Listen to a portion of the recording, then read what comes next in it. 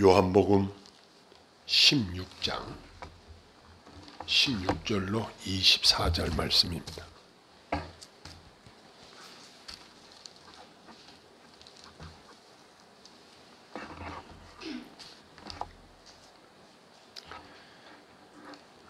조금 있으면 너희가 나를 보지 못하겠고 또 조금 있으면 나를 보리라 하시니 제자 중에서 서로 말하되 우리에게 말씀하신 바 조금 있으면 나를 보지 못하겠고 또 조금 있으면 나를 보리라 하시며 또 내가 아버지께로 감이라 하신 듯이 무슨 말씀이냐 하고 또 말하되 조금 있으면이라 하신 말씀이 무슨 말씀이냐 무엇을 말씀하시는지 알지 못하노라 하거늘 예수께서 그 묻고자 함을 아시고 이르시되 내 말이 조금 있으면 나를 보지 못하겠고 또 조금 있으면 나를 보리라 하므로 서로 문의하느냐.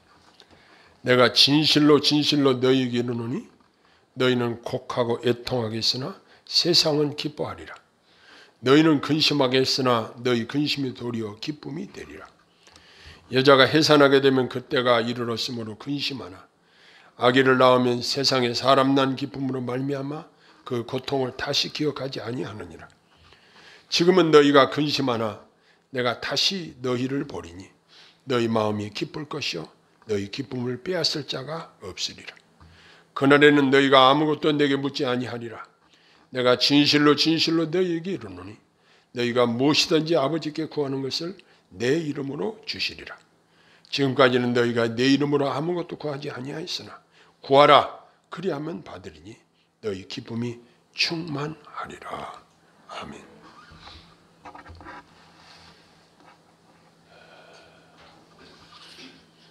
요즘 초미의 관심사가 무엇이냐 이렇게 묻는다면 우리 대한민국은 대선 후보를 누구를 찍어야 할까 이 문제라고 말할 것입니다. 제 큰아들 목사는 담임하는 교회에서 이런 이야기를 했다는 것을 들었습니다. 교회에서 정치 이야기를 하면 화가 있을 것이라고 이렇게 설교를 했다는 이야기를 들었습니다. 교회 분열과 논쟁의 우려로 그런 이야기를 한 것 같습니다. 그런데 분당 우리교회 이찬수 목사님은 그분이 설교 중에 자기는 대선에 관심이 많다고 하면서 대통령 선거를 앞두고 간절히 기도한다고 했습니다. 그분이 말하기를 우리는 살 만큼 살았잖아요.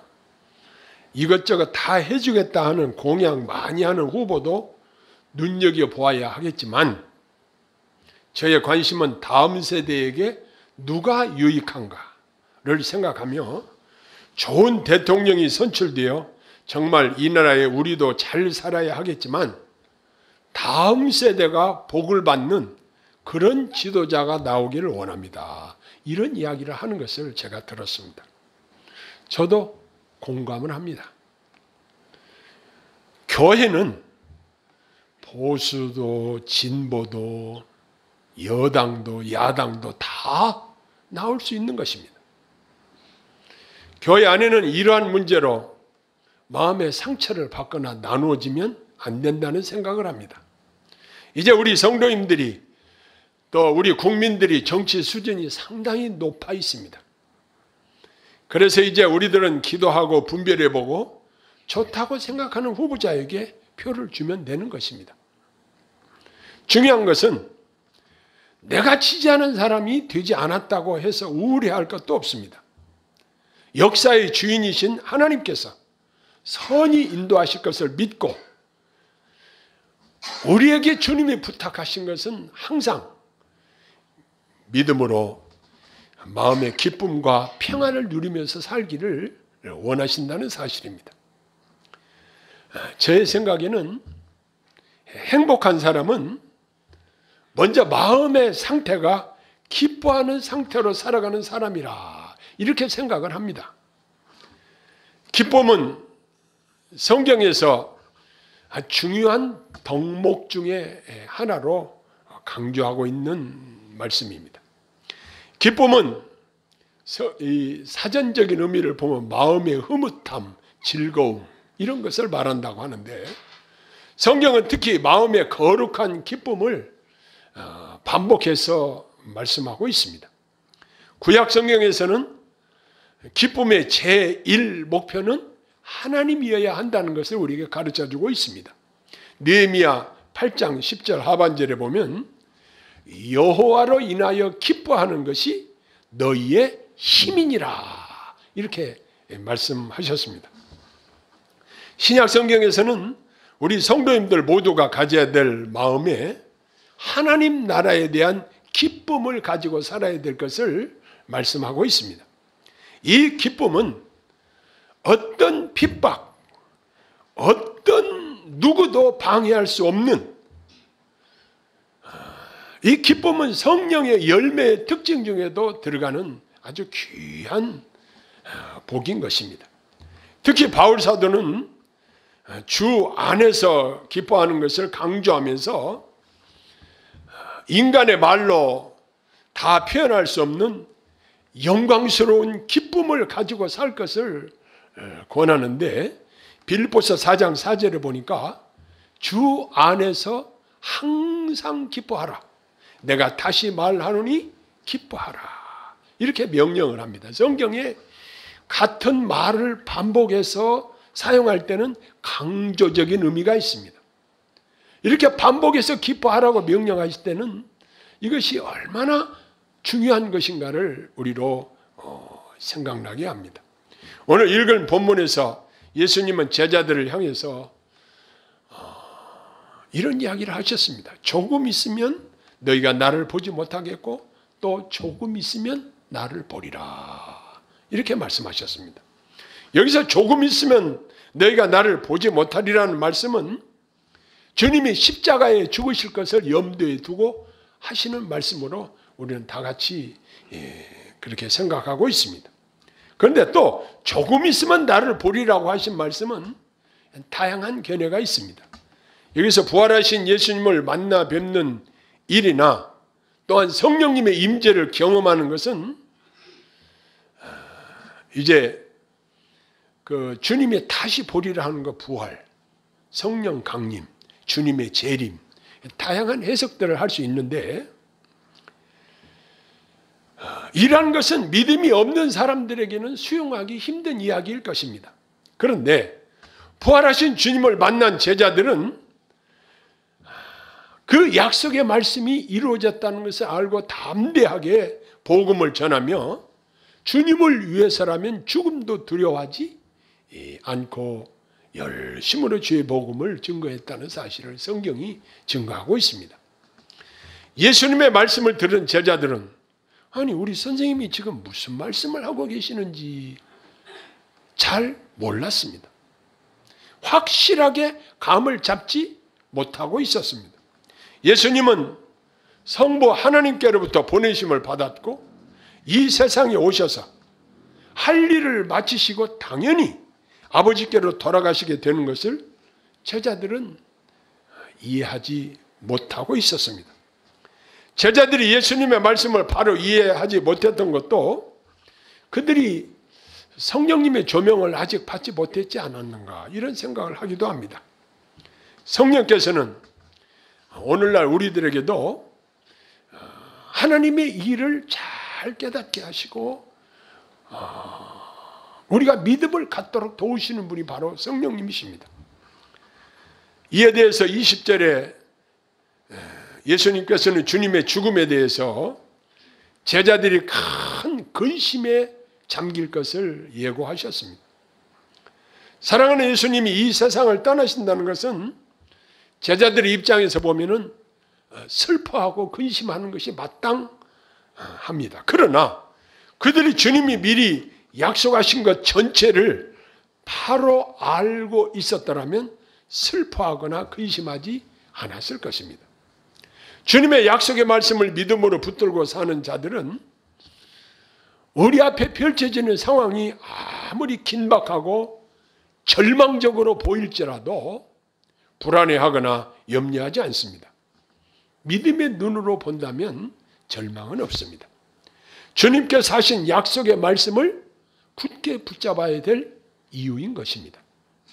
21절에 보면 예수님께서 이런 말씀하셨습니다. 여자가 해산하게 되면 그 때가 이르렀으므로 근심하나 아기를 낳으면 세상에 사람 낳은 기쁨으로 말미암아 그 고통을 다시 기억하지 아니하느니라. 이렇게 말씀하셨습니다. 여자가 아기를 낳는 일은 육체적인 고통과 심리적인 불안감과 이중 삼중의 고통을 겪는다고 합니다. 그럼에도 출산을 하게 되면 이 모든 고통을 잊어버린다는 것입니다. 엄마의 해산의 고통은 귀한 생명을 얻기 위한 감수해야 하는 고통이지만 일단 출산하고 나면 그 고통의 기억이 사라져버린다는 것입니다. 산부인과 병원 앞에서 병원을 방문하는 사람들이 방문하고 가는 모습들을 보면 얼굴들이 환해져가지고 기쁜 모습으로 나가는 것을 우리는 흔히 보게 됩니다. 왜? 새 생명이 태어났다는 것에 대해서 얼마나 기뻐하는지 모릅니다. 성도인 우리 신앙 때문에 당하게 되는 여러 가지 어려움이나 고난도 이러한 관점에서 바라보아야 합니다. 고난 후에 하나님이 주시는 기쁨, 이것은 특별한 것입니다. 우리가 고난을 통하여 주의 율례를 배운다고 합니다. 그뿐만 아니라 우리들을 영적으로 더 성숙하게 만들어주시는 하나의 과정이라는 것을 우리가 깨닫게 됩니다. 22절에 보면 우리 성도님들이 누리게 될 기쁨에 대해서 말씀을 하십니다. 지금은 너희가 근심하나 내가 다시 너희를 보리니 너희 마음이 기쁠 것이요 너희 기쁨을 빼앗을 자가 없으리라. 이 기쁨이라는 단어가 여러 번 반복해서 나옵니다. 여기 이 기쁨은 세상이 주는 것과는 전혀 다른 특별한 것으로 우리 예수 믿는 사람들만 누릴 수 있는 기쁨을 말씀하실 것입니다. 세상이 주는 기쁨은 한시적이고 조건적인 것들이 대부분입니다.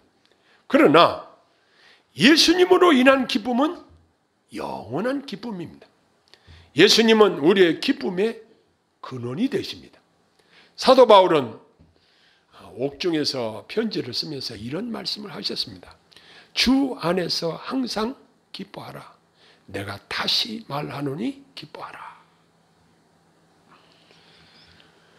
그는 옥에 갇히고 매맞고 고난 중에서도 그의 마음이 기쁨이 샘솟듯 하고 있었다는 사실입니다. 그래서 본인도 기뻐하고 성도들에게도 기뻐하라고 명령을 했던 것입니다. 우리 안에 살아계신 예수님이 영으로 함께 계시는 이 놀라운 사실을 인해서 우리들은 항상 기뻐합니다. 예수님께서는 제자들이 기뻐해야 될 이유에 대해서 23절과 24절에 특별히 기도 응답으로 인한 기쁨을 말씀하십니다. 여기 기도 응답에 대한 예수님의 놀라운 약속의 말씀을 보면 예수님은 무엇이든지 우리가 예수님의 이름으로 하나님께 구하는 것은 하나님이 주실 것이라고 확증해 주셨습니다. 무엇이든지라는 말은 우리의 삶 전체에 걸쳐서 하나님이 도움이 필요할 때면 언제든지 구하여 받을 수 있다는 것입니다.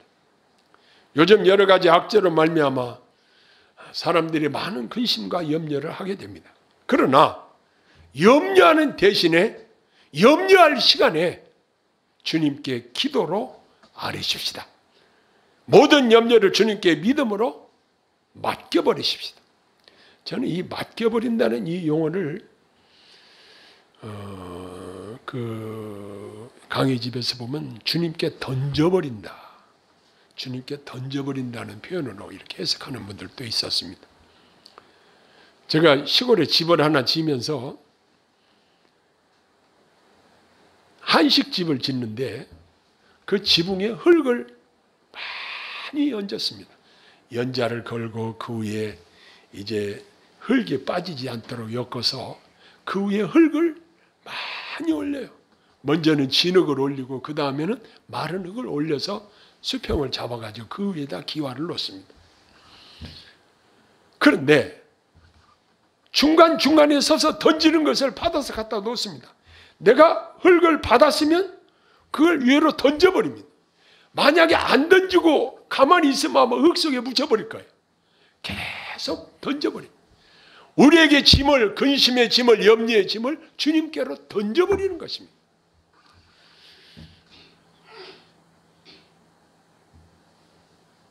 모든 염려를 주님께 이처럼 믿음으로 맡겨드리는 것이고 우리 아버지이신 하나님께 구하는 것이 저와 여러분들에게 주신 믿음의 삶의 지혜요 특권인 것입니다.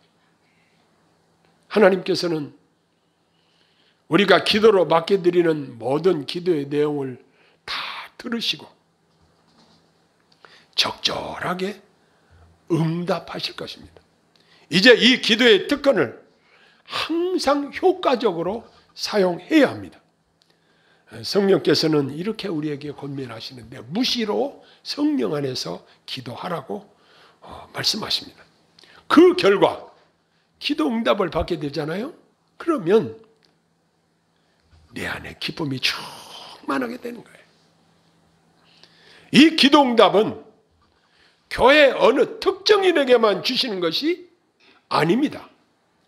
예수님을 구주로 모신 자들이 예수님의 이름으로 구할 때 하나님이 기쁘게 응답해 주십니다.